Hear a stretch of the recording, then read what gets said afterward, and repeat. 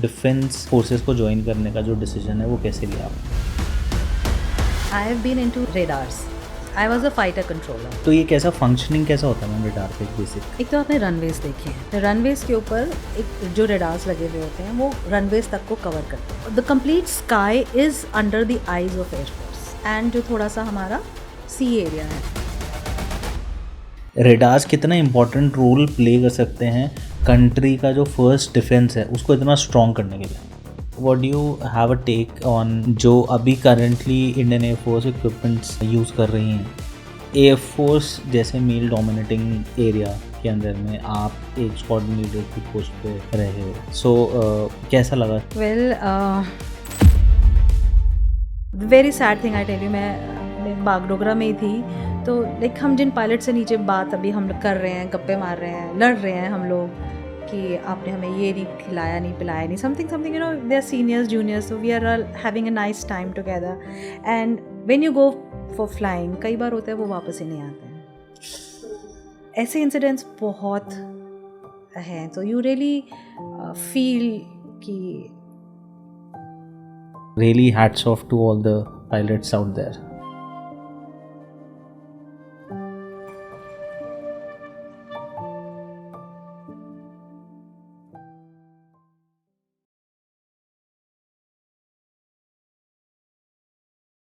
ये है Victoria society और आज ये सेलिब्रेट कर रहे हैं कम्युनिटी पोहा पॉटलक.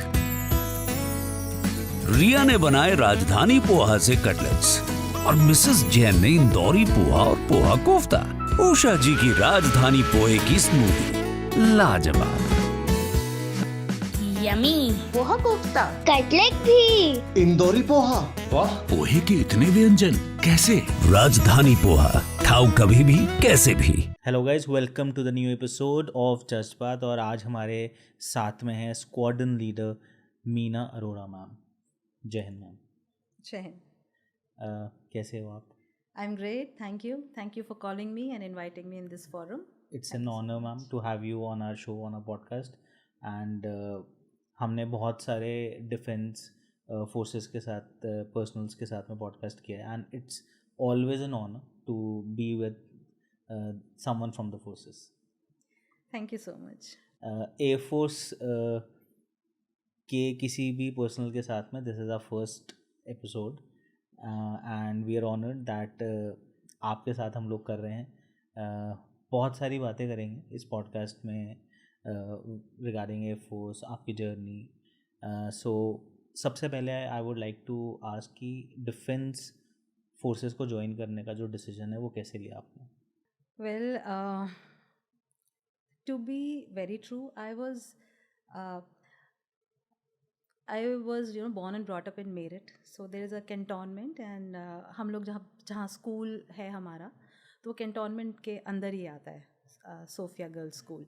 सो जब भी हम वहाँ रोज़ साइकिल से जाते थे आते थे तो आर्मी सेटअप देखते हैं और लोगों को यूनिफॉर्म में देखते थे तो यू फील प्राउड.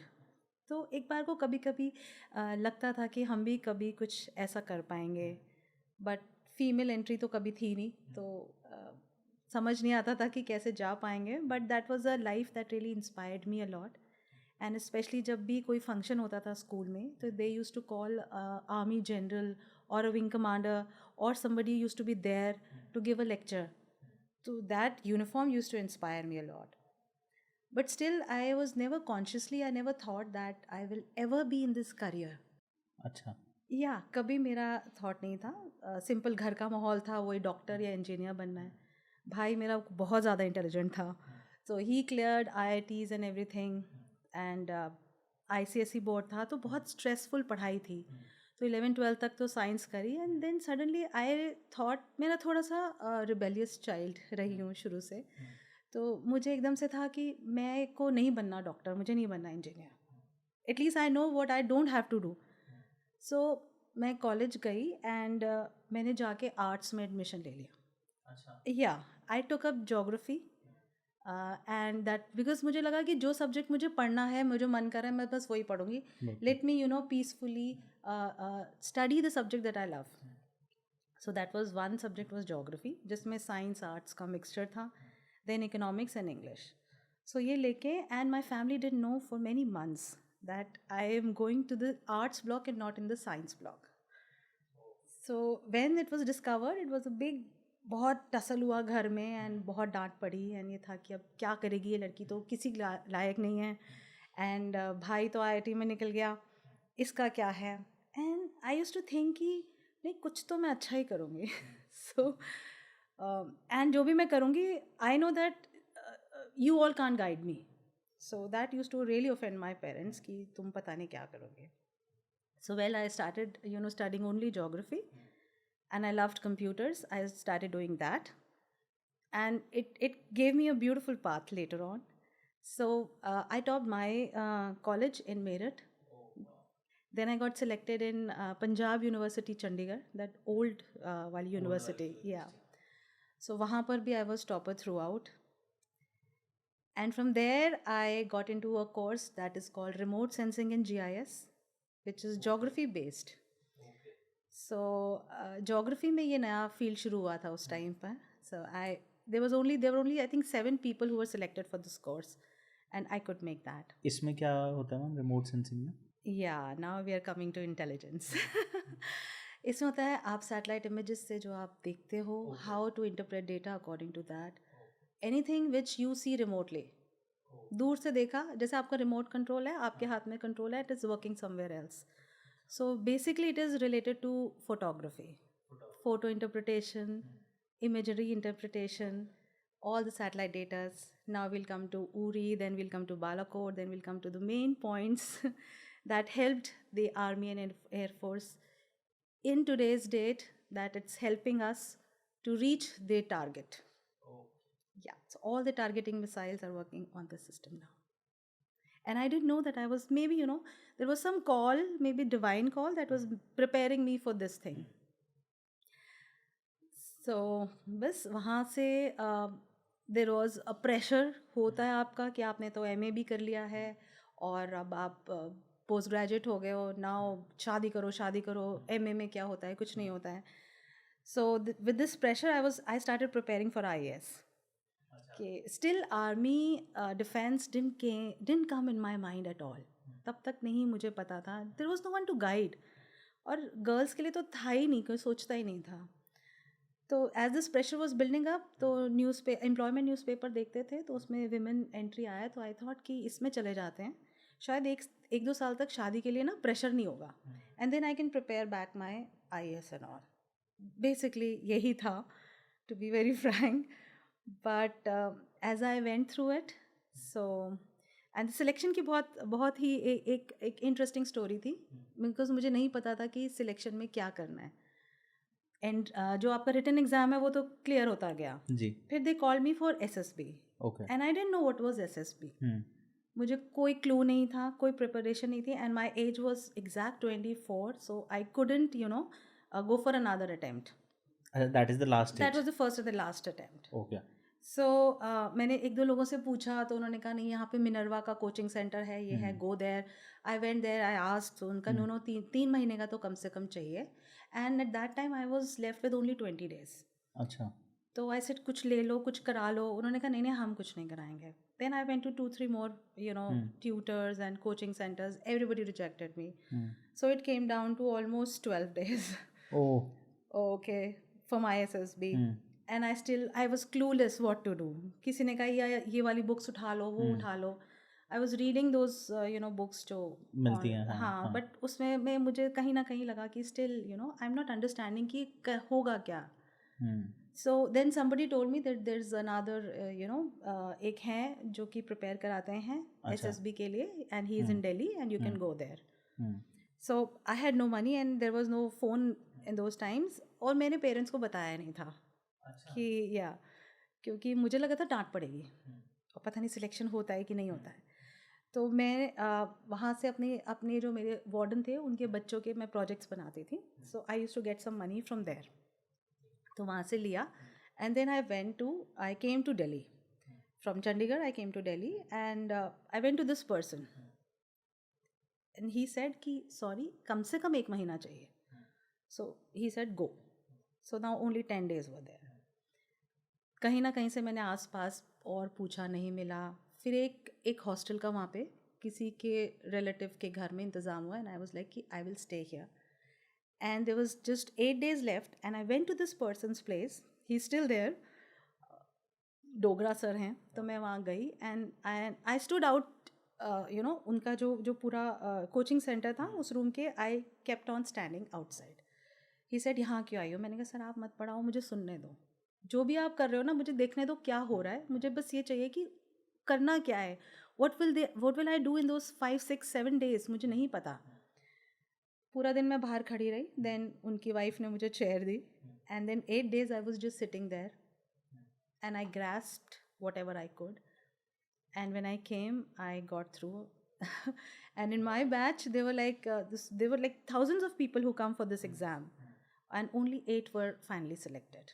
Thousands में से only 8? Yeah. In my batch, there was only पूरा batch wash off हो जाता है कई बार. So इसमें SSB वाले में एग्जामिनेशन में एग्जैक्टली होता क्या मैम? लाइक SSB में आप जब जाते हो तो there are sequence of test जो आपसे लिए जाते हैं. साइकोलॉजिकल टेस्ट बहुत सारे इंक्लूड होते हैं. देन ग्रुप डिस्कशंस होते हैं.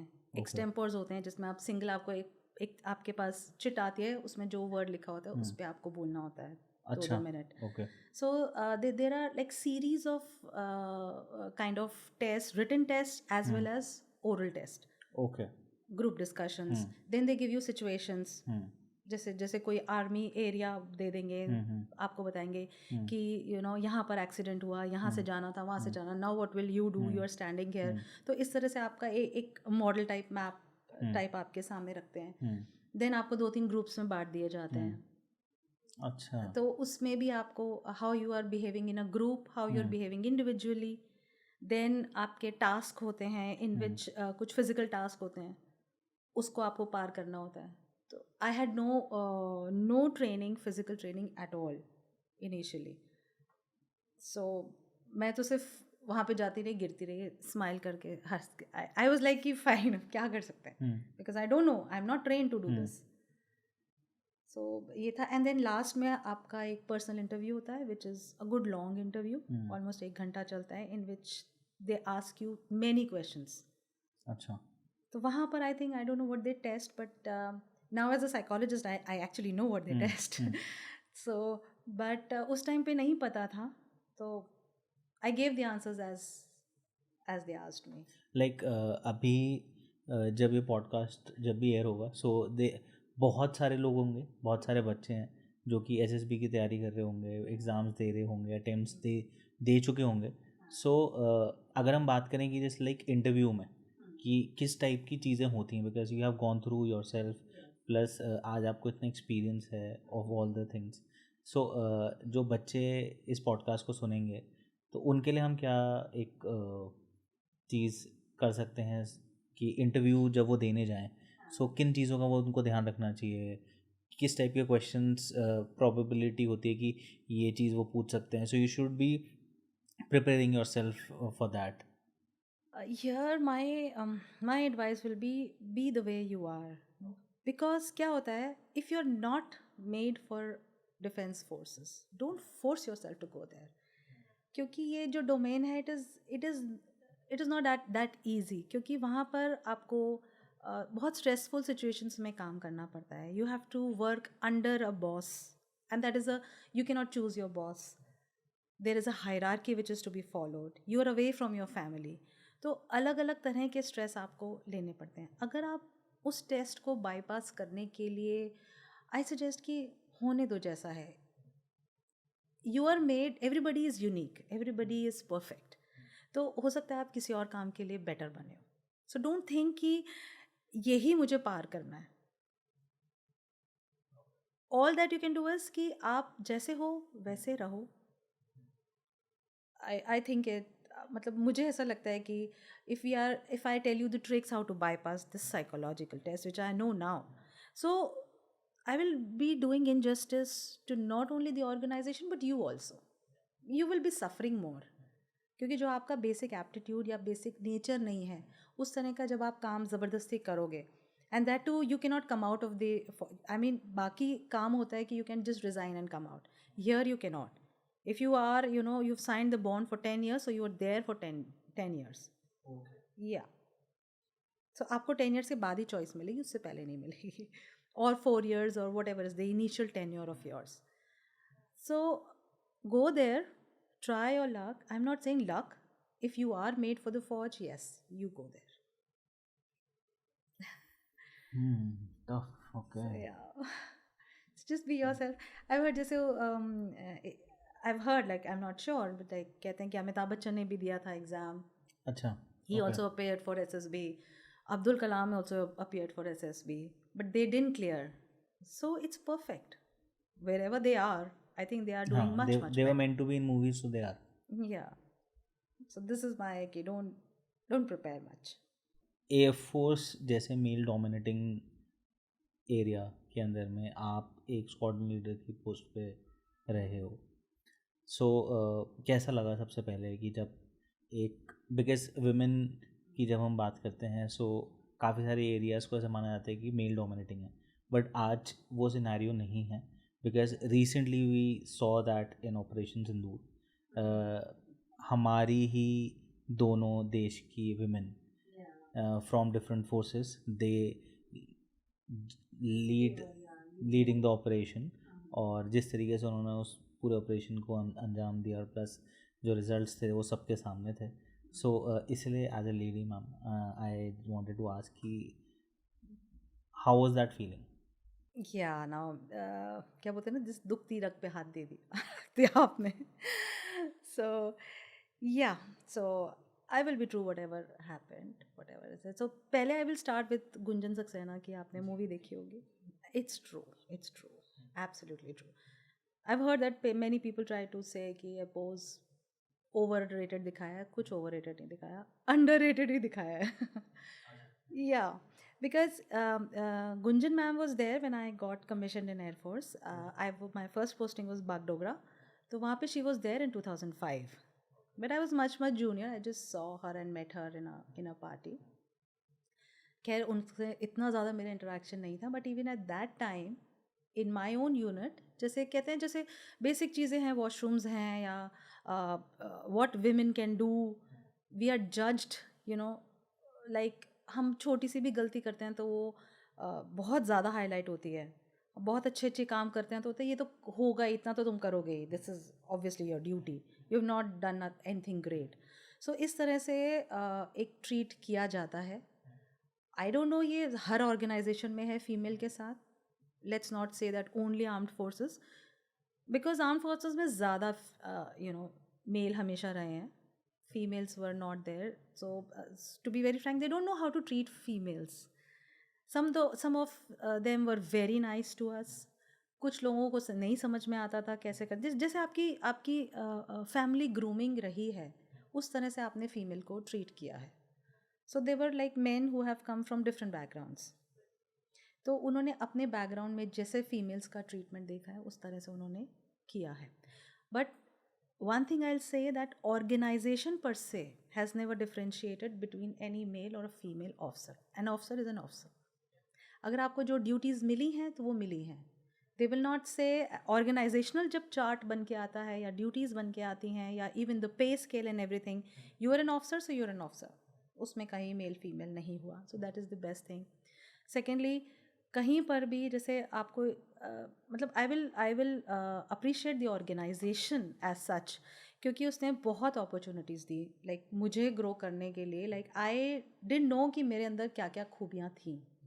वो मुझे सिचुएशंस मिली, टेंस्ड जॉब्स की सिचुएशंस मिली, ओवरनाइट ड्यूटीज़ मिली, अर्ली मॉर्निंग्स मिली, ऐसे ऐसे रिमोट एरियाज़ में मुझे भेजा कि जहाँ मुझे समझ में आया कि oh this is also I can do.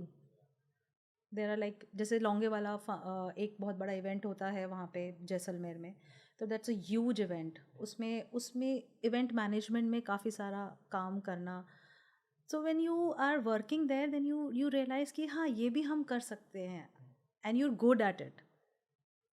तो मोस्ट ऑफ द फीमेल्स और even man who are not doing something जो कि इतना ज़्यादा डिमांडिंग काम नहीं है, तो आपको अपनी पोटेंशियल कभी पता नहीं चलेगी. अगर आप एक सिंपल जॉब कर रहे हो या कुछ कर रहे हो, सो अगर चैलेंजिंग जॉब है, घर से बाहर हो, कोई आपको इमोशनल सपोर्ट नहीं है, कोई फिज़िकल सपोर्ट भी नहीं मिल रहा है आपको, कि आपको कुछ सेफ्टी है या नहीं है, आप बस जा रहे हो क्योंकि आपको ड्यूटी मिली है, मेल हो फीमेल हो, आप जा रहे हो। And everybody is scared psychologically, male and female they are all one. सबको डर लगता है, सबको टेंशन होती है। और तो जिस तरह का बड़ा बड़ा काम आपको लाइक फ़ौज ने दिया है, लाइक मुझे बहुत अपॉर्चुनिटीज़ मिली है, especially when I came into remote sensing and GIS, when I came into the intelligence part later on, तो बहुत फॉरेन डेलीगेट्स के साथ हमारे इंटरेक्शंस हुए हैं, उन लोगों के साथ मीटिंग्स रही, उनके साथ हमें बड़े बड़े प्रोजेक्ट्स क्लियर करने पड़े थे। सो आई थिंक वे बोलूँगी कि ठीक है, फीमेल्स को प्रॉब्लम हमेशा हुई है, but I think females are much, they have a lot of resilience to take all stress. I think we are made by God like that. कुछ भी स्ट्रेस होता है, कुछ है, एक तो ईगो बहुत ज़्यादा नहीं होती हमारे में, दैट्स द बेस्ट पार्ट। सो मेरा मानना मैम इतना सा है दैट एक जो लेडी होती है वो बहुत सारे रोल्स निभाती हैं। हम हमारी मदर्स को देखते हैं घर में कि वो एक माँ का भी रोल निभा रही हैं, एक वाइफ का भी निभा रही हैं, एक बेटी का भी निभा रही हैं। सो ऐसे ही जब फोर्सेस की बात आती है तो जो लेडीज़ वहाँ पे हैं वो बहुत सारे रोल्स में हैं। Yes, so they are not less और may B they are equal to what the males are there and males are doing. और आज की डेट में बहुत सारे ऐसे एरियाज़ हैं जहाँ पे जो लेडीज़ हैं वो मेल से भी आगे निकल चुकी हैं। So that's what reminded me. It's not muscle power, it's like cerebral power. So ये नहीं है कि हमने जाके 10 जनों को ठोक दिया है, something, 100 लोगों को मार दिया. But with the brain, yes, females are doing a lot better. So what you used to fly? I didn't fly anything. Yeah. Okay. So that is the I have been designation. into radars. I was a fighter controller. Fighter controller. Yeah, I was commissioned as ADM fighter controller. So that's a administration branch. Like I क्या बोलते हैं, cleared the exam and everything for administration. So जब administration का exam आप clear करते हो तो admin officers को they can pull into anything जहाँ पर थोड़ी कमी होती है. So हमारा बैच जो था उसको क्या बोलते हैं, fighter controller and your runway controllers जो होते हैं, ATC कंट्रोलर्स. सो ये 2 ब्रांचेस में हमें इन्होंने बाइफर्केट कर दिया था हमारे पूरे बैच को.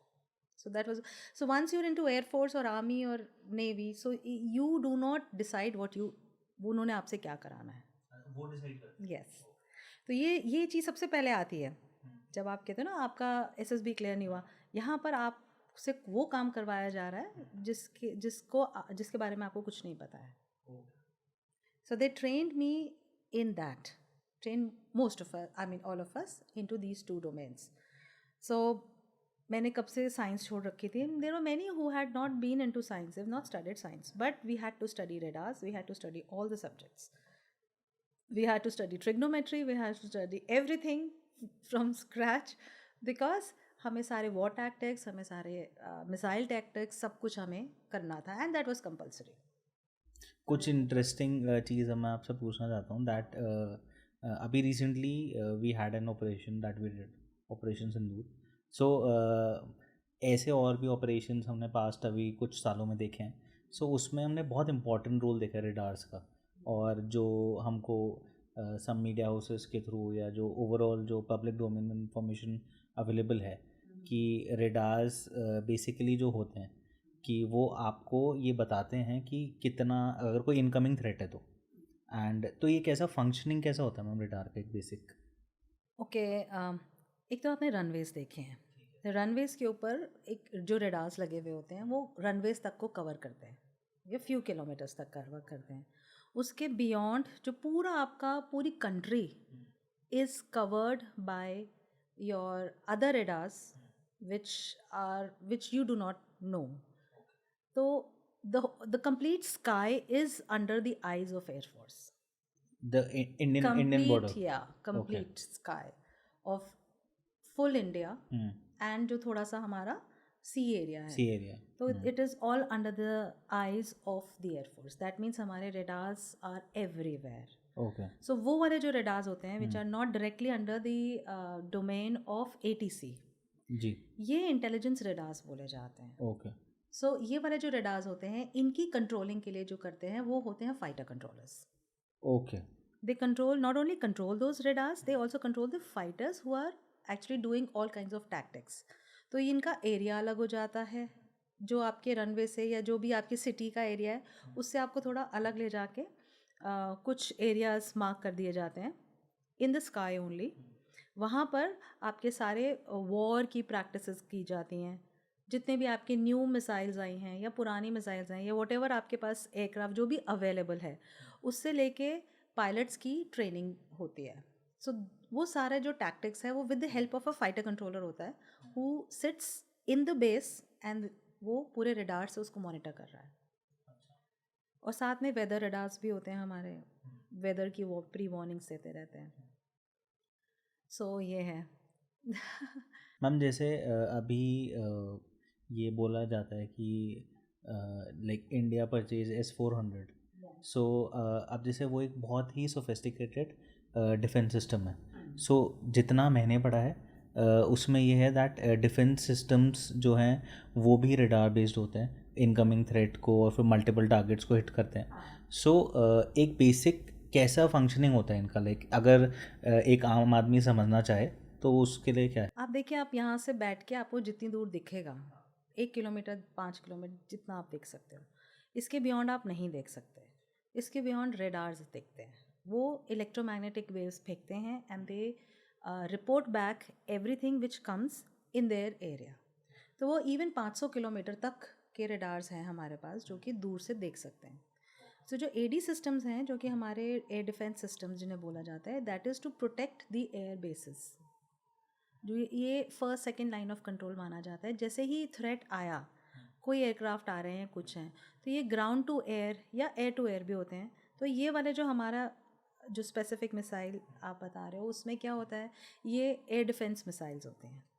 तो ये पहले ही इनके रेडार्स में जो कि ऑलरेडी वो 200 किलोमीटर तक देख रहा है बियॉन्ड द विजुअल रेंज, वहाँ से वो देख रहा है, उसने देख लिया थ्रेट इज़ कमिंग, तो वो टारगेट वहीं से लॉक ऑन हो जाता है with the help of the radar. तो दैट इज़ उसके सारा जो सिस्टम है इट इज़ क्लोजली क्या होता है इंटीग्रेटेड विद द रेडार. तो रेडार के साथ उसकी लॉकिंग हो जाती है, तो पहले ही उस पर टारगेट कर देते हैं. एंड मैम जैसे पहले जो जनरेशन के जो फाइटर जेट्स थे लाइक जैगुआर्स हैं, लाइक उसके बाद में आई थिंक मिक्स थे, वो थे नॉर्मल फाइटर जेट्स. उसके बाद में कुछ सेमी स्टेल्थ करके कुछ फाइटर जेट्स आए, और आज की डेट में जब हम बात करते हैं तो दैट इज़ लाइक F-35 है या कोई भी इस तरीके का स्टेल्थ फाइटर जेट्स बोलते हैं. सो इनमें ऐसी क्या चीज़ होती है कि जो इनको रेडार नहीं पकड़ पाते, क्योंकि हम जब इंटरनेट पे भी देखते हैं सो बोले these fighter jets can not be detected. तो ऐसा कोई रेडार अभी तक एक्चुअली में नहीं बना है या क्या है? वैसे स्टेल्थ वाला आई टेल यू, पहली बात तो जो एयरक्राफ्ट होते हैं वो अलग अलग रोल्स के लिए होते हैं. जैसे आपने जैगुआर्स की बात करी, तो they are bombers, they will only go and bomb, they can carry heavy loads, और they are being used for photography nowadays. ठीक है, सो दिस इज़ लाइक इनका रोल स्पेसिफिक है. इनके साथ जैसे आपके Su-30s हैं या अब F-16s हैं, they are multi role aircrafts बोले जाते हैं.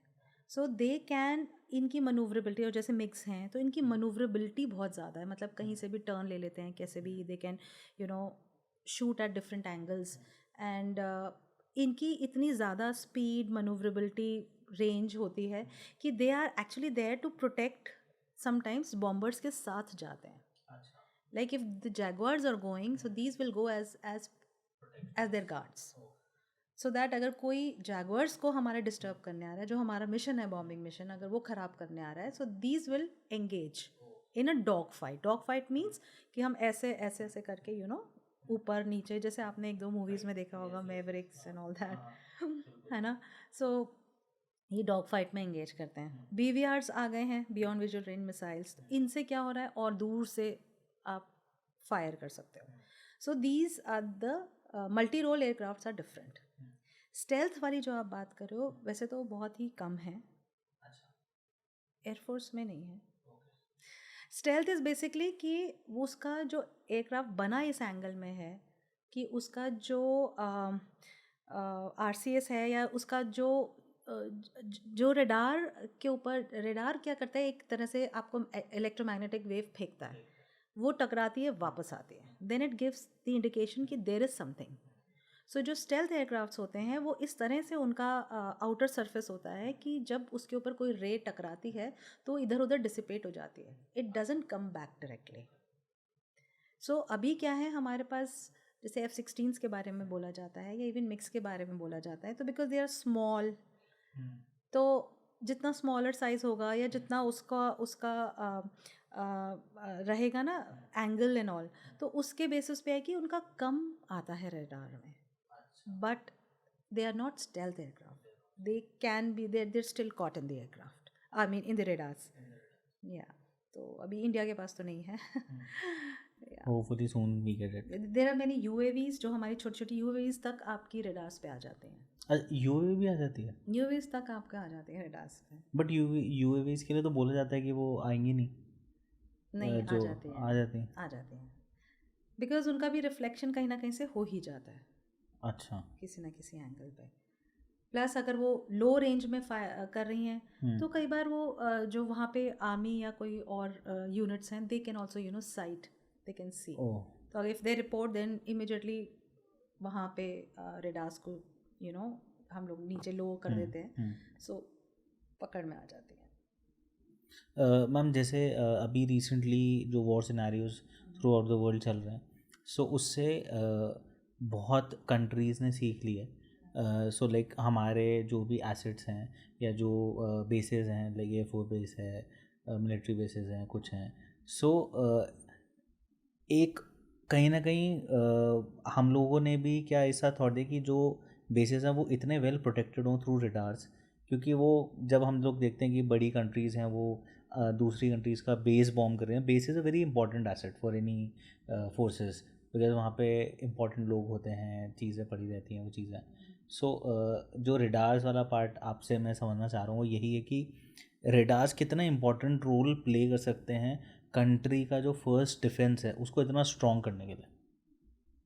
आई think this is very very important, radars are very important, but ये है कि हाँ आजकल सैटेलाइट्स भी आ गई हैं।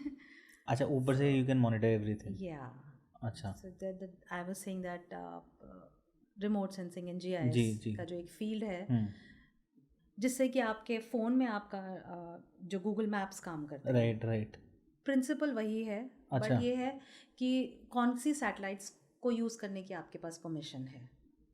अच्छा, तो जो मिलिट्री जो हम लोग को मिलती है, दे आर वेरी सबमीट्रिक, बहुत ही हाई रेजोल्यूशन होती हैं वो वाली satellites. So they are only given to the defence forces only. तो आपके इवन व्हीकल्स तक, ईच एंड एवरी व्हीकल आप बता सकते हो कि कौन सी टाइप ऑफ, यहाँ पे जिप्सीज हैं, यहाँ पर कौन सी वाली व्हीकल्स हैं, बड़ी वाली हैं, छोटी वाली हैं, what kind of things they can carry. So ये सारा भी आप एक सैटेलाइट इमेज से आप पकड़ लेते हो। So that will eventually help the forces to strategize. Yeah. It is helping. That's why अभी आजकल बोलते हैं ना इंटेलिजेंस, अब इंटेलिजेंस कुछ रहा ही नहीं। Everything is an open forum. Open forum, yes. सबको सब पता है, हाँ. सबको सब दिख रहा है. हाँ, because I was going through like different channels, तो वहाँ पे भी जैसे अभी आप बता रहे हो, so वो openly they were telling कि इस ये कंट्री है, इनके पास में ये सैटेलाइट है, ये सब देख सकती है, और फिर वो ऐसा देख सकती है, सब कुछ पता ही है। एंड उनको भी पता होगा that you are watching, and आपको भी पता है दैट कि you can see their movement and all everything. So वो जो पहले के टाइम पे एक सरप्राइज एलिमेंट होता था, अब वो नहीं है। अब वो नहीं है। So I mean satellites have actually changed everything. पहले जैसे हम लोग, जैसे आप दिल्ली में एक सिंपल इमेज हमें जैसे मेरे पास आई कि हम जो भी डिफेंस एरिया है उसको छुपाने के लिए खूब सारे पेड़ हाँ ये बिल्कुल, लगा हाँ देते हाँ हैं ना, बिल्कुल। एंड देन कैमोफ्लेज करते हैं। तो आप सैटेलाइट पे देखते हो तो आपको वो जगह एग्जैक्ट दिख जाती है। क्यों? अच्छा, क्योंकि विदाउट यहाँ पे इतने कैमोफ्लेज। सारे पेड़ हैं। अच्छा। हाँ, सो सैटेलाइट इमेज आप देखते हो कि पूरी सिटी है ये, यहीं पे इतने सारे पेड़ हैं, that means this is the air force, army base, army air force और what it is something, you know, it has something to do with secrecy and all. So immediately आपको पकड़ में आ जाता है। एक जैसे अभी आपने एक मूवी का जो जिक्र किया था, that is one of my favourite movies, Maverick. So 2 वाला जो है पार्ट, सेकेंड पार्ट, उसके अंदर में जो टॉम क्रूज हैं, सो वो एक मिशन के लिए प्रिपेयर करते हैं। सो जो वो टेक्नोलॉजी जिस तरीके से दिखाई है, सो कि पूरा जो squadron, not exactly squadron, but जो वो पूरा ग्रुप होता है वो एक मिशन के लिए प्रिपेयर कर रहा है, और वो जो वहाँ पे ये फाइटर एयरक्राफ्ट जिस तरीके से चीज़ें कर रहा है, वो एक पूरी स्क्रीन में दे कैन सी जो भी बेस है, और कितने मीटर्स पे है, कितने मीटर्स पे नीचे लेके जाना है, जो पीछे वाली टीम है वो उनको पूरा गाइड कर रही होती है। तो what is this thing? Actually fighter controlling जो है वो जैसे कोई भी फाइटर उड़ेगा तो एक fighter controller has to be there sitting on the radar, उनको गाइड करने के लिए। हाँ, अच्छा, उसको पूरे टाइम वॉच करना ही करना है। Okay. Even if the pilot sometimes say that I do not need guidance, it may happen, but we will be watching them throughout. We have to warn them for any other threat which is coming, क्योंकि हो सकता है कि वो किस angle पे है, उसका एयरक्राफ्ट के रेडार से उसको क्या दिख रहा है, कितना दिख रहा है, वो उस हाइट पे उसको काफ़ी चीज़ें नहीं दिखेंगी, but sitting at the base and having radar with more than 500 kilometre range, तो मुझे सब दिख रहा है, तो मैं उसको वॉर्न कर सकती हूँ कि यू नो आपके 20 किलोमीटर, 50 किलोमीटर पे या 100 किलोमीटर पे threat is coming, so you look that side. और कोई क्लाउड का कुछ पैच आ रहा है तो I have to warn my pilot कि you know beware. So इस तरह से हमें throughout you know pilot को हमें करते रहना है। प्लस कई बार ऐसा होता है कि बिकॉज एक फाइटर जेट है, तो बिकॉज यू नो वो इतनी हाई स्पीड पे ऑपरेट कर रहा है, कुछ भी हो रहा है, तो कई बार उसके सिस्टम भी ख़राब हो जाते हैं suddenly. You can not always predict कि एक जहाज़ जो उड़ा है वो बहुत अच्छा है, पूरा ठीक है, वो ऊपर जाके भी ठीक ही रहेगा। हो सकता है उसका कुछ कोई भी चीज़ हाइट है या उसका कोई भी ऑल्टीमीटर कुछ भी उसका ख़राब हो सकता है at any time. So by the movement of the pilot I have to also predict कि वो क्या कर रहा है। अगर मैं उसको बोल रही हूँ राइट जाने के लिए और लेफ़्ट जा रहा है, और तो मुझे पता नहीं है कि वो कई बार पायलट जो है वो सीधा उल्टा भी हो जाते हैं, स्पेशली नाइट फ्लाइंग में, क्योंकि ऊपर भी तारे दिख रहे हैं, नीचे भी तारे ही दिख रहे हैं। So you have to you know keep warning and keep understanding. कई बार हो सकता है कि पायलट को कुछ हाइपोक्सिया या कुछ इस तरह से हो जाए, पायलट हैज़ फेंटेड और समथिंग लाइक दैट, तो we have to be very careful. तो हमें पूरे टाइम देखना है, you can not miss a fighter flying. कोई कंट्रोलर नीचे होगा एंड इमीडिएटली अगर इमरजेंसी होती है we send other pilots. So like जब हम मूवीज़ में काफ़ी देखा है हमने दैट कि like it is like incoming threat, तो जैसे नीचे से कोई मिसाइल आ गई, सरफेस टू एयर मिसाइल है या कुछ भी ऐसा किसी ने प्लेस कर रखी है, और ऊपर फाइटर जेट्स उड़ रहा है और वो किसी और फाइटर के साथ में इंगेज कर रहा है। तो अगर थर्ड इनकमिंग कुछ ऐसा आ रहा है, सो आप पीछे हैं, सो आप लोगों ने वहाँ पे वॉर्न करा, तो he can deploy the फ्लेयर्स and all anything sort of like this just to prevent that. At least he can be careful, he can you know do whatever he can to divert or run or whatever it can be done. Ma'am ये तो पूरा एक entire like team effort है कि बहुत team effort है, इसलिए फौज में कोई आप देखोगे नहीं फौजी इज अ फौजी, they will not say that I am air force, this is not done. Air force is air force, army is army, the whole defence is one. कभी हम ये नहीं कह सकते कि नेवी कम काम कर रही है, आर्मी ज़्यादा कर रही है, एयरफोर्स कितना कर रही है, बिकॉज जो ज़रूरी नहीं है कि जो दिखे वही काम कर रहे हैं। It's a team effort, it's all one, defence is one. मैं अभी इतना सा like I had a conversation, almost हमने थोड़ा सा स्टार्ट ही करा, बट मैं ये देख रहा हूँ कि कितना डेप्थ है कि एक फाइटर पायलट जब एक फाइटर जेट चला रहा है, मतलब he sitting in that fighter jet और वो उड़ गया है, ही जस्ट, और उसके बाद में जो पूरी टीम पीछे है वो गाइड कर रही हैं, उनको समझा रही हैं, और रेडार्स हैं plus his own aircraft that he is flying, वो खुद का उनका माइंड है जो चीज़ें पूरा देखना है, एनिमी को भी टैकल करना है, एयरक्राफ्ट को भी संभालना है, पीछे जो टीम है उससे कोऑर्डिनेट भी करना है। तो there's a lot of lot. pilot. इसलिए पायलट का एग्जाम क्लियर करना इज नॉट इजी.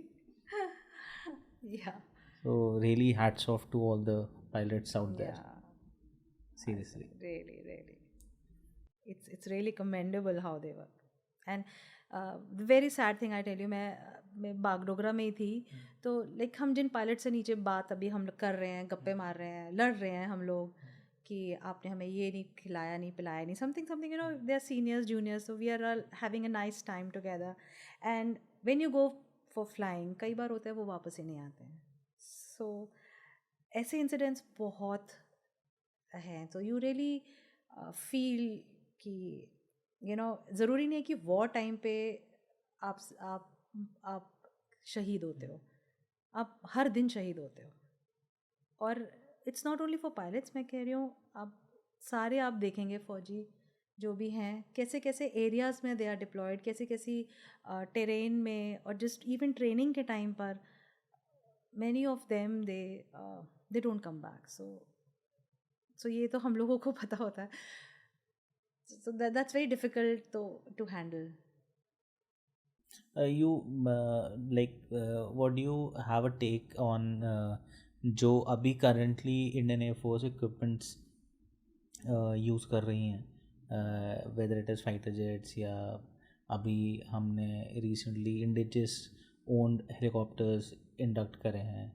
So अभी आपके हिसाब से what do you feel कि कितना और टाइम लगेगा कि हम एक बहुत elite force, we are already elite, इसमें कोई डाउट नहीं है, बट जो पब्लिक डोमेन के अंदर में बताया जाता है इट इज़ अबाउट नंबर्स.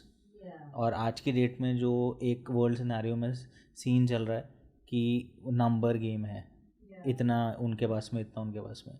सो हम लोग बिलीव करते हैं एज़ पर माई नॉलेज कि जो क्वालिटी कंट्रोल है of Indian forces that is very one of the toughest in the world. So but हमको इवेंचुअली हमारे पायलट्स को भी देखना है, हमारे फ्यूचर को भी देखना है. सो आपके हिसाब से और क्या modernisation should we plan? Now this is endless. जितना हमारे पास मॉडर्न सामान होगा उतना we will be more powerful. Because after all, a pilot is of what can a pilot do if the aircraft is not good? अभी जैसे अभिनंदन का भी था केस, सबका था, एक मिग से आप कितना एक्सपेक्ट कर लोगे? Although a good pilot is making the best out of the worst aircraft also. But पुराने जहाज़ हैं, आप अपनी कार यूज़ करते हो 10 साल बाद नहीं यूज़ करते हो, है ना? इट इज़ सेड कि 15 साल के बाद तो बिल्कुल यूज़ नहीं करोगे. एंड यहाँ 50-60 साल पुराने एयरक्राफ्ट हैं. And they are actually flying. You're going in a, आप सोचो, आप एक डेथ मशीन, एक डेथ कैप्सूल में आप बैठ के रोज़ उड़ रहे हो. वो बोलते हैं फ्लाइंग कॉफिन है. It's a flying coffin actually. So every day you are going, और आपको अपने फ्लाइंग आवर्स कंप्लीट करने हैं, ट्रेनिंग कंप्लीट करना है, सब कुछ करना है. You have to learn bombing, you have to learn the precision of attacks, everything. So you can not say कि मैं नहीं करूँगा, वॉर टाइम पे जाऊँगा. Every day you have to do a lot.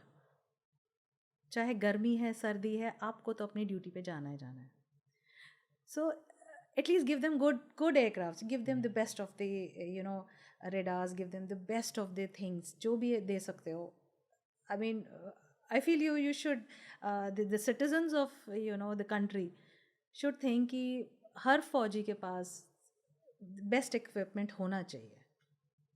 Because हम लोग जब बाहर जाते हैं, फॉरेन कंट्रीज़ में जाते हैं, सो वी सी कि उनकी जो फोर्सेस है ना, उनके पास में इतने अच्छे इक्विपमेंट्स होते हैं. They are very well dressed up with those gadgets on there like chest, और वो इक्विपमेंट्स और पूरा सारा.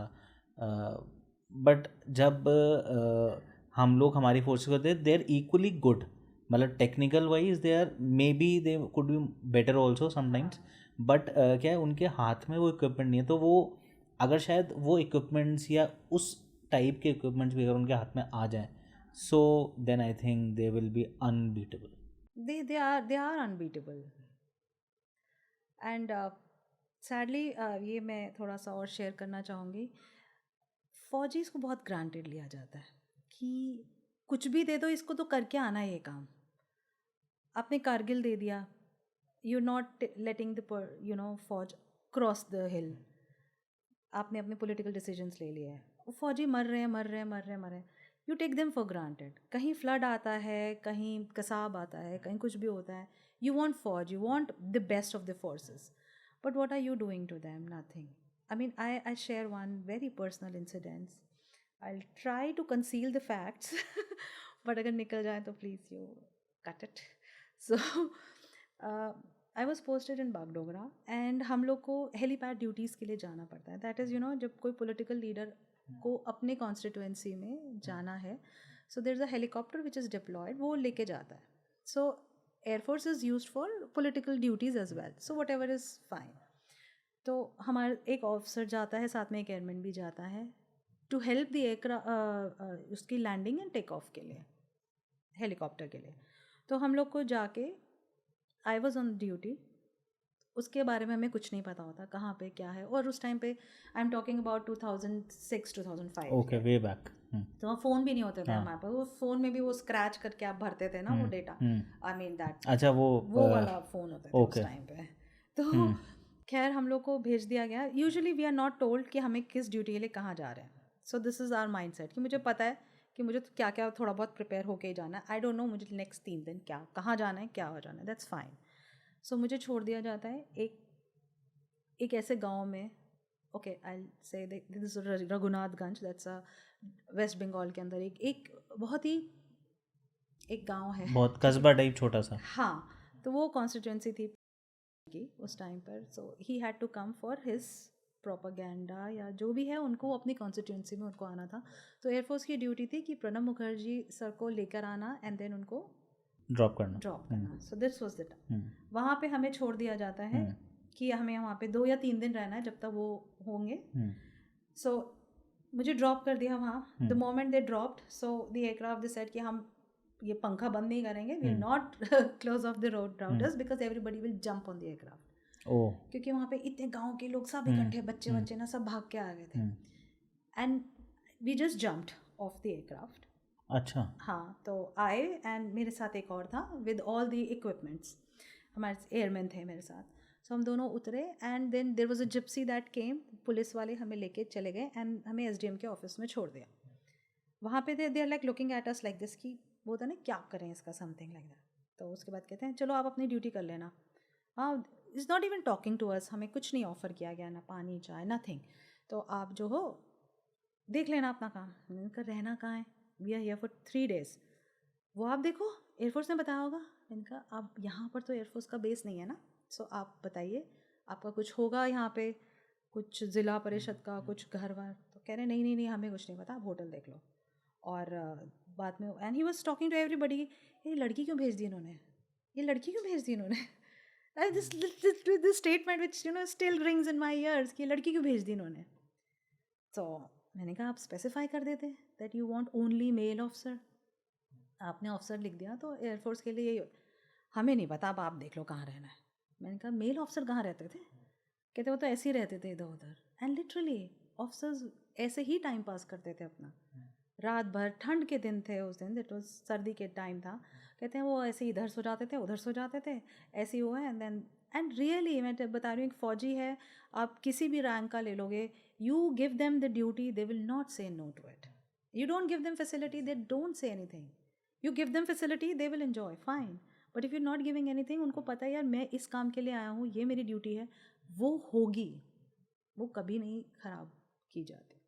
So this was a situation. They said हमें नहीं पता. एंड बहुत दूर जाके कहीं एक होटल था एंड दे सेड, मैंने कहा मुझे जाना आना कैसे है वहाँ पे, क्या यू नो, बिकॉज कार और समथिंग लाइक दैट, कुछ भी. कहते हमें नहीं पता, आप अपने एयरफोर्स वालों से बात करो.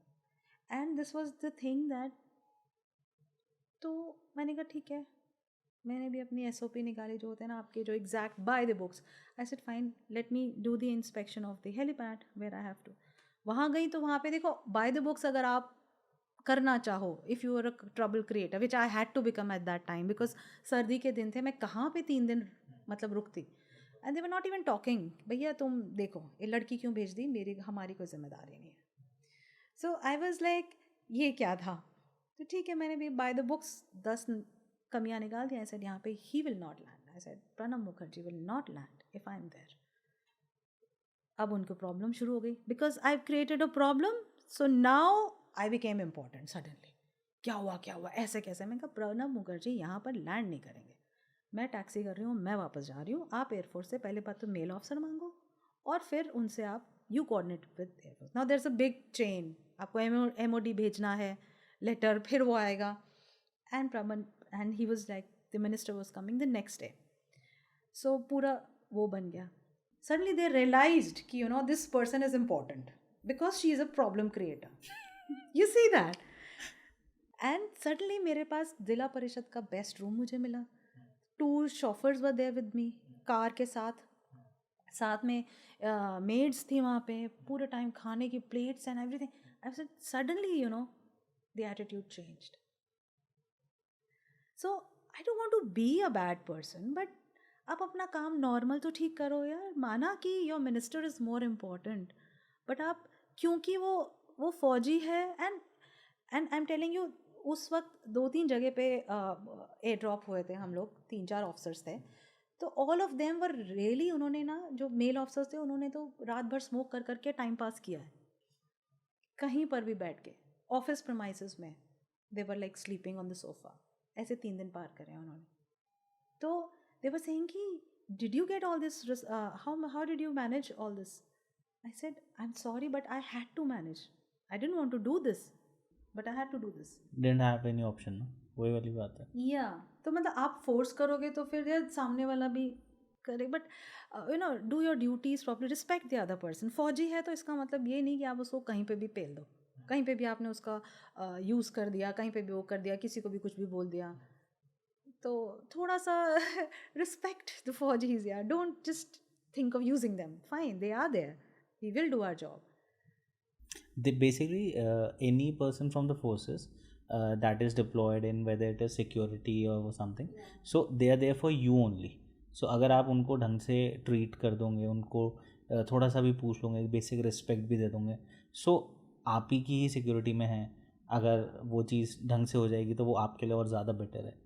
एंड आई थिंक मैम कि जो ये माइंडसेट है बिटवीन ट्रीटिंग द फोर्सेस, मतलब जो एक पुलिस है चाहे फोर्सेस में है, या कोई एडमिनिस्ट्रेशन का बंदा है जो किसी भी फोर्सेस या पुलिस के साथ में इस तरीके का ट्रीटमेंट करते हैं, सो उन लोगों को भी कहीं ना कहीं ये एक बेसिक एजुकेशन होनी चाहिए और मिलनी भी चाहिए, या कुछ एक ऐसा प्रोसेस होना चाहिए so that they are aware कि अगर कभी भी कोई इस तरीके का एक प्रोटोकॉल है तो वो उसको किस तरीके से करना चाहिए.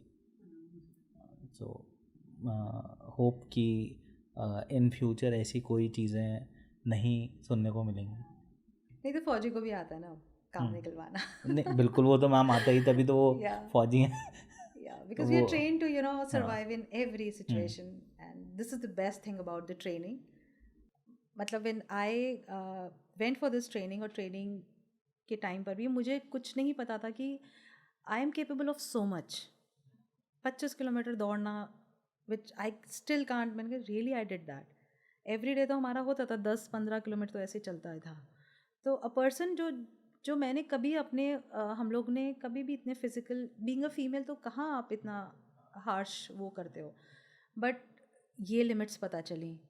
देन हर सिचुएशन में आपने सर्वाइव करना सीखा. हर सिचुएशन में आपने यू आर स्पेशली एयरफोर्स में तो आपको बहुत पढ़ाया जाता है, बहुत पढ़ना पड़ता है. आपको लॉ पढ़ना पड़ता है, आपको ऑल द इंस्ट्रूमेंट्स पढ़ने पड़ते हैं, आपको एडमिनिस्ट्रेशन पढ़ना पड़ता है. This is a lot you have to study. Law also? A lot, yeah law also. Why law? Because ignorance of law is no excuse. Oh. Law पता था तभी तो मैं वहाँ सर्वाइव करे. आपको रूल्स पता हैं, आपको लॉ पता है, तभी तो आप सर्वाइव कर पाओगे. And for defence laws are very strict. अगर मुझे नहीं पता है तो मैं खुद ही किसी प्रॉब्लम में पड़ी होंगी. I have to know my limits, then only I can cross them. या अगर रूल्स ही नहीं पता है तो उनको बाईपास कैसे करोगे? वैसे खैर, jokes apart, rules are important क्योंकि आपका एवरीथिंग इज, हर चीज़ का लॉ है, रूल्स हैं, प्रोटोकॉल है, आपको सीनियर के साथ कैसे बिहेव करना है, आपने अपनी ड्यूटी आवर्स को कैसे करना है, एवरीथिंग, यू नो, आपके राइट्स एंड ड्यूटीज़ क्या क्या हैं, everything should be known to me by heart. Then only I will be able to work properly. So air force से आप साइकोलॉजी की तरफ बढ़े, सो एक मेजर शिफ्ट है ये, सो ये कैसा एक शिफ्ट कैसा है ये? Yeah, psychology was never my subject. I never even, जैसे मतलब मैंने कभी नहीं सोचा था साइकोलॉजी करूँगी. So when I was posted in Bagdogra, that was my first posting. I was barely 24. मुझे कुछ नहीं पता था. I was trained as a fighter controller. So वहाँ पे कुछ रेडार्स की प्रॉब्लम हो गई थी, कुछ हो गए थे. My seniors and all, they were not there. There was a time when I was the senior most. Yeah, as an officer. Not by age, but by rank. So I was there and I had almost 300 people under me. 17 years से लेके 56 years तक. That's the range of people. And जैसे देखा लड़की, थोड़ा सा एक mindset है कि फ़ाइन, कोई छुट्टी कर रहा है, कोई आ नहीं रहा है, कोई ये, एंड आपकी जो यूनिट होती है, एक स्टेशन के अंदर भी बहुत सारी यूनिट्स होती हैं. सो आपकी यूनिट है, उसके टास्क हैं, you have to complete all the task. Now nobody is coming up. आधे लोग आ रहे हैं, जो लोग हैं वो भी ठीक से बात कर रहे हैं, सम जो आ रहे हैं वो भी एक कोने में गप्पे मारे, थोड़ा सा वो माहौल आ गया कि भाई they don't have anything on there, anybody on their head. So अच्छा, वो एक ऐसी कैटेगरी ऑफ लोग हैं जिनको आप फिज़िकल वो नहीं दे सकते हो stress, because they are trained so much. आप कितना उनको बोलोगे भाग दौड़ कर लो, they will do it and then say कि लो जी आ गए. तो I don't know what happened, but I started talking to them and I thought that let me understand what is happening. और समहाउ एक मेरा था कि लोग झूठ बोल रहे हैं, जैसे बहुत झूठ बोलते हैं ना लोग, जैसे कि हमें छुट्टी चाहिए, ये हो गया वो हो गया, हमारे घर में ये बीमार है वो बीमार, बहुत तरह के, या मैं नहीं आया क्योंकि बस नहीं मिली, समथिंग. तो अच्छा, झूठ के लिए मेरे को पता नहीं क्यों हमेशा से रहा है कि I never hate any person who is lying और हु इज़ मैनिपुलेटिंग. मुझे लगता है there is a reason is doing that. कोई तो वजह है. अगर कोई चोर या चोरी कर रहा है या कोई झूठ बोल रहा है, सो ये या तो वो अपनी कोई वीकनेस छुपाने के लिए कर रहा है, या कोई बात उसको लग रहा है नहीं मनाई जाएगी. सो somehow I feel that it's a defence mechanism. So I never hated anybody. मैंने कहा चल बैठ, बता क्या हुआ. सो ऐसे करके मैंने कुछ लोगों से बात करी, कुछ लोगों का ग्रुपिंग बनाई.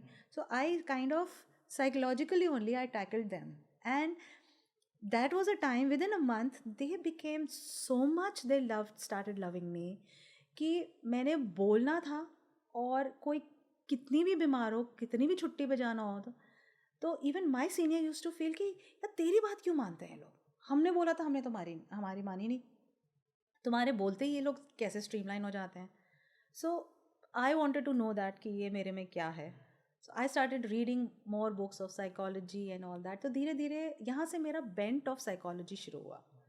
And even today when my clients are there and everything, when I tell them something, I don't know why, this is a God grace, or maybe it has come from my father, because he has this he has this kind of skill कि वो जिससे बात करते हैं उसकी बात मानी जाती है, वो लोग मानते हैं.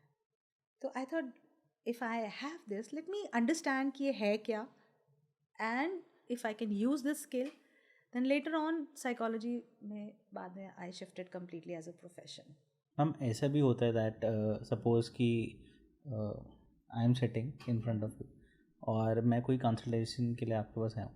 सो अब आप एक कोई चीज़ पर्टिकुलरली मेरे से करवाना चाह रहे हो, है ना. सो इस बिकॉज हमने मूवीज़ में तो देखा है ना. सो कि ऐसा होता है कि like you have some thing that is called technique या कुछ ऐसा, कि जिससे उस टेक्निक के through you can make that particular person move on that particular track.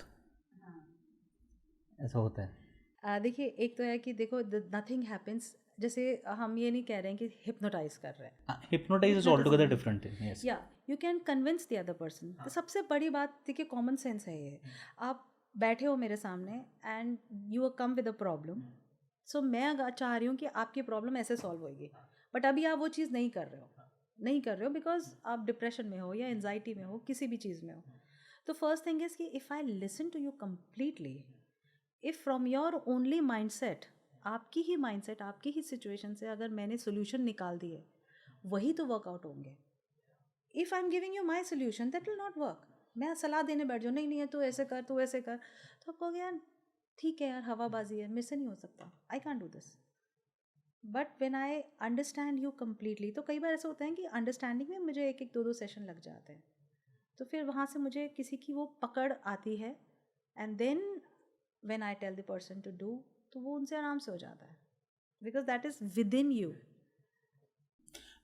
आज का जो यूथ है, स्पेशली जनरेशन जी, तो इनको बहुत ज़्यादा साइकोलॉजिकल प्रॉब्लम है. एक तो दे आर नॉट, कुछ भी मेंटल प्रेशर नहीं ले पाते हैं, बहुत जल्दी डिप्रेस्ड हो जाते हैं.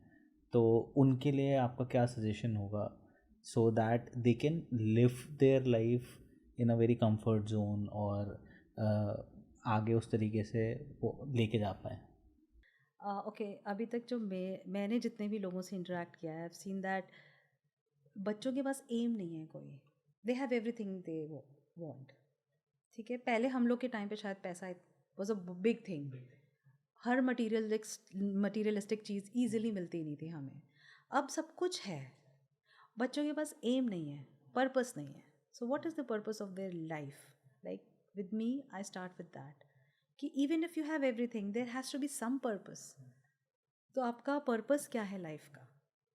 If we can motivate a child to find their own purpose, then only वो कुछ करेगा. जब उसको कुछ एम दिख ही नहीं रहा, सपोज आपको यहाँ से, आप दिल्ली में बैठे हैं और आपको कहीं जाना ही नहीं है, तो आप क्यों उठेंगे? But if you have an aim कि नहीं मुझे यहाँ से बॉम्बे जाना है, तो आप चाहे फ्लाइट पकड़ेंगे, ट्रेन पकड़ेंगे, ड्राइव करेंगे, you will find some way to go there. But if you don't have a aim, purpose ही नहीं है, तो उसका क्या हो सकता है? So I want to in fact tell all the parents also कि motivate your children to have a purpose. ये नहीं कि हमने ऐसा किया तो तुम भी ऐसा करो. वो क्यों करेंगे? वो उन्होंने हार्डशिप्स हैं ही नहीं उनके पास, वो तो वो क्यों करेंगे उसके लिए? So have a aim which is you know, and always try to have a aim which is above you, bigger than you. अगर वो अपने तक सीमित है तो आप थोड़ा सा, अगर मुझे मिलियनियर बनना है तो मैं मिलियनियर ही बनूंगी, इसके आगे नहीं बनूंगी. बट अगर मेरे को मिलियंस को कुछ फ़ायदा देना है, तो I will earn maybe more millions so that I can give to them. Millions की अगर मुझे लाइफ सुधारनी है, चाहे एज अ साइकोलॉजिस्ट, चाहे as a you're creating a podcast, as a फौजी, whatever profession you are, be there, do your best in that. काम चलाओ, काम मत करो. Have a purpose, do it for the purpose. आपने जो भी एक चीज़ बोली, मुझे एक बॉलीवुड के एक सुपरस्टार हैं, मेगा स्टार हैं, शाहरुख खान सर. उन्होंने एक इवेंट में एक he said one line that अगर चांद के लिए भी छलांग नहीं मारोगे तो 10वें और 12वें माले तक भी नहीं पहुंचोगे. So if you will not jump, if you not think of the highest that you are the best, so आप वो अचीव नहीं कर पाओगे. सो आपको वो सीखना पड़ेगा, आपको वो समझना पड़ेगा, तब आप कहीं जाके एक डिसेंट लेवल तक पहुंच पाओगे अपनी लाइफ में. तो दैट रियली यू नो वो इंस्पायर्ड मी कि भाई ये एक्चुअली में बात तो सही बोल रहा है. हाँ, और एक सबसे इम्पॉर्टेंट चीज़ है लर्निंग. मैंने देखा है, आप क्योंकि इतने सारे गैजेट्स में आप घुस जाते हो और आपको लगता है ये सब जो बाहर काम हो रहा है थोड़ा वेस्ट है, मुझे जिसकी ज़रूरत नहीं है सीखने की.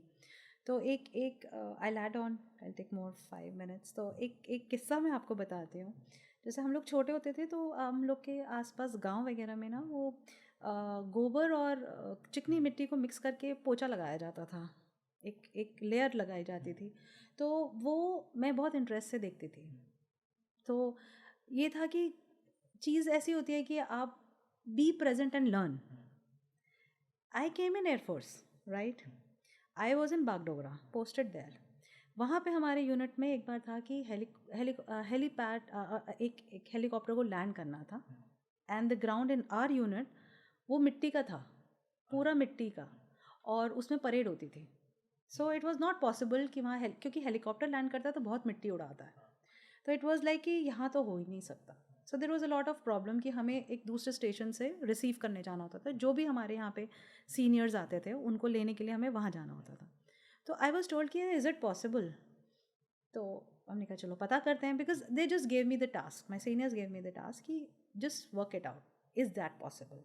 And the next day the senior had to come. Okay, so you only have few hours. या Oh. मुझे एक दिन पहले 11 बजे दिन में बताया जाता है, और मुझे पता था कई बार सीनियर्स मज़े लेते हैं. So I was newly posted, I didn't know क्या था. मैंने वहाँ से पता किया, जो हमारे वर्क्स वगैरह के डिपार्टमेंट होता है, दे सेड कि नहीं हो सकता, एक दिन में तो बिल्कुल भी नहीं हो सकता है, सीमेंट लगेगा, सूखेंगे. ऐसे रनवे वाला सीमेंट दे दो. कहते रनवे वाला सीमेंट तुम्हें क्यों दे? ऑब्वियसली दिस नॉट, वो तो रनवे के इमरजेंसी के लिए है. जैसे क्विक ड्राइंग सीमेंट होता है रनवेज के लिए, जो कि इमिजिएटली सूख जाता है लगाते.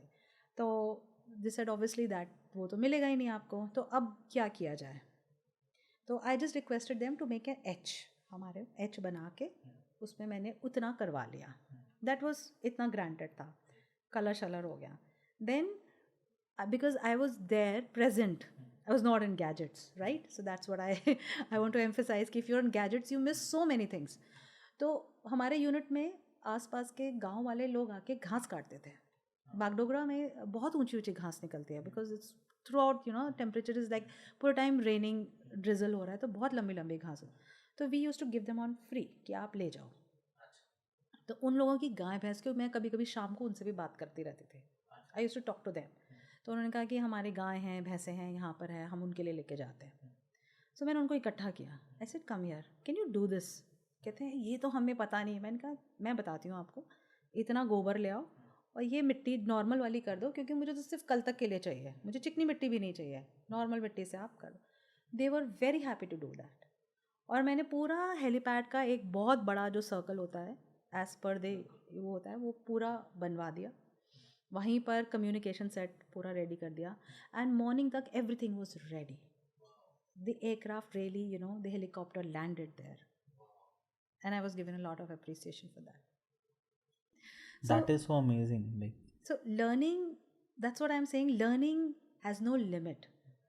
Just be present, be aware what is happening around you. आप उसे सीखो. कहीं ये मत सोचो कि ये क्यों करना है मुझे, इसका क्या फ़ायदा होगा. आपको नहीं पता कब किस चीज़ का फ़ायदा हो नहीं हो. Just learn. सो इसलिए मैंने जब when I left air force, I mean my 10 years got completed, I had a small daughter. तो समहाउ मेरा था कि I would not be able to continue. So when I came out, the first opportunity I saw, देखो I have seen many ladies जिनको लगता है अरे हमारा तो करियर डूब गया, अब हम क्या करेंगे. सो जब आपको ब्रेक मिलता है ना, so just try to make the best of it. अभी इनफैक्ट रिसेंटली एक क्लाइंट का भी मेरे पास कॉल आया था कि शी इज़ अ वेरी मतलब बहुत अच्छा करियर था. She is she is an engineer and she was working very well in corporate sector.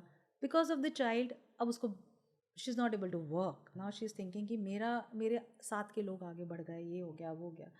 So that stress anxiety is adding up. So कोई भी स्ट्रेसफुल सिचुएशन आती है तो हम उसको एक अपॉर्चुनिटी क्यों नहीं लेते हैं. Now is the time. Like what I did was, I studied all the subject which I loved. I studied law, I did my MBA, I did so many other courses. I just loved studying. अभी भी आप कर रहे हो? या सो उसी time पर मैंने साइकोलॉजी भी पढ़ ली. And all my degrees are distance degrees. IGNOU से. But ma'am, basically degrees are a different part. But I think कि जो इंसान पढ़ते हैं, they are in a habit of reading, like चाहे वो books है, चाहे वो newspapers है, magazine है. So the more knowledgeable you are becoming just by reading itself.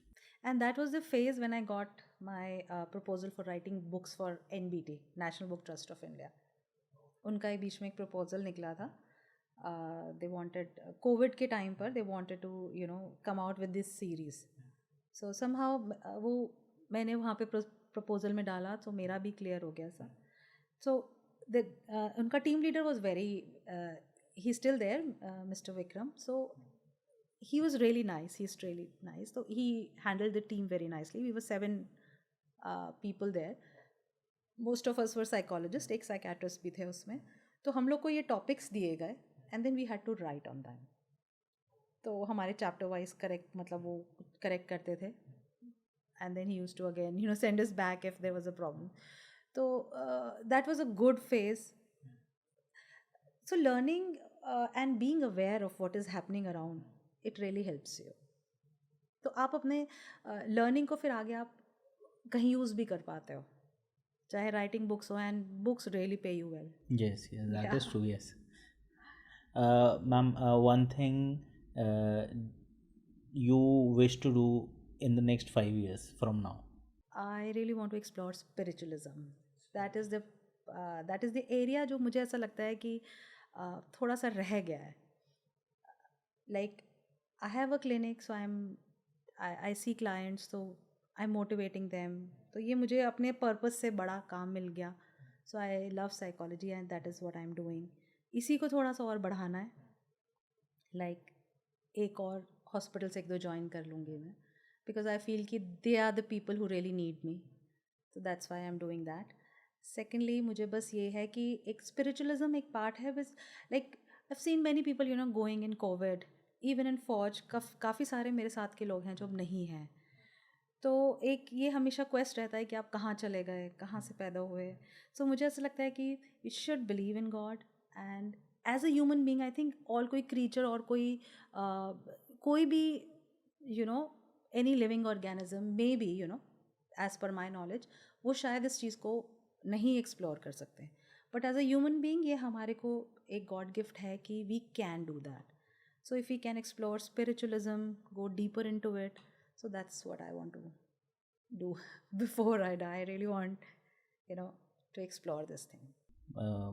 All the very best for this thing that, and I hope कि आप अपनी इस जर्नी में बहुत सारे माइलस्टोन्स अचीव करें जो भी आपने सोचे हुए हैं. इस पॉडकास्ट की एंडिंग हम करने जा रहे हैं. So I will request you that जो ऑडियंस आपको सुन रही है इस पॉडकास्ट के माध्यम से, उनको आप एक क्या सजेशन देना चाहेंगे, एक लाइफ लेसन क्या देना चाहेंगे? So to all my audience, there's only one thing you must do. Explore yourself completely. चाहे वो लर्निंग हो, कोई भी स्किल जो आपको लगता है कि आपको अचीव करनी थी, go for that, achieve it, have a purpose in life and do believe in God because God really exists. Thank you. Thank you so very much, ma'am, for coming on the podcast, and it was really honored to have you on our show. Thank you so much guys for watching this episode, and I hope कि बहुत सारी चीज़ें जो psychologically हर एक आम इंसान के दिमाग में चलती है, आज चीज़ें आपको समझ आई होंगी. बहुत लर्निंग है जो हमने आज मैम से सीखी हैं, and specially the most important learning that we all need to respect all the persons from the forces, चाहे वो आपसे कभी भी और कहीं भी मिल रहे हो.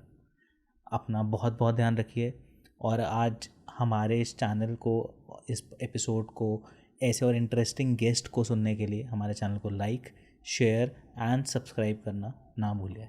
बहुत बहुत ध्यान रखिए. Good evening. Thank you so much.